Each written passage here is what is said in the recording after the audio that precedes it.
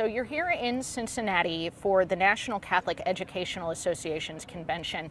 What message do you bring from the Holy Father to educators across the United States?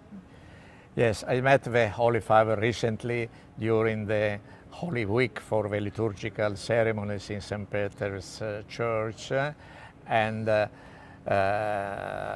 he taught me to give a message of, first of all, of thanksgiving for what this association is doing, not only in the States but in all the world, and then to encourage the association to continue, especially according to the Pope's message of renewal also in the educational field for the mission of the Church in this third millennium of the mankind, and especially to promote the service the Catholic schools are giving not only to the Church but also to the society in order to prepare young people to become good citizens and as a Catholic also witness of the good news of the gospel.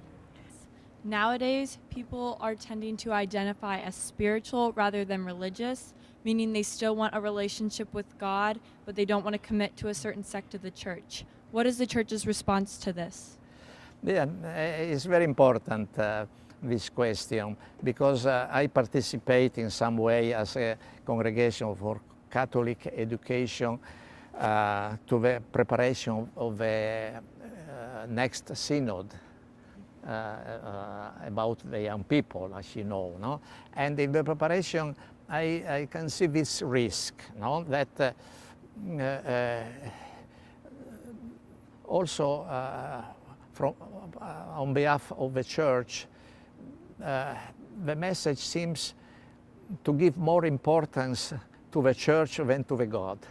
So, I mean, certainly the Church is made by human beings which have good and bad attitudes, and historical this is very evident, and also nowadays is very clear, even though we must consider that the scandals make more rumors than the good examples. So a majority of the priests of the Christian communities are doing well, but it's enough that one or two of the priests or Christian communities makes a mistake that seems that all the church is bad. No? But we admit the mistakes, but what is important for the Church is to accompany the young people to meet with Christ, not with the Church. Right. Because we have to be clear to the young people, we are not so worthy to give the best example of the ideals we preach. And if the Church has just to preach what is able to practice, this is the end of the mission of the Church.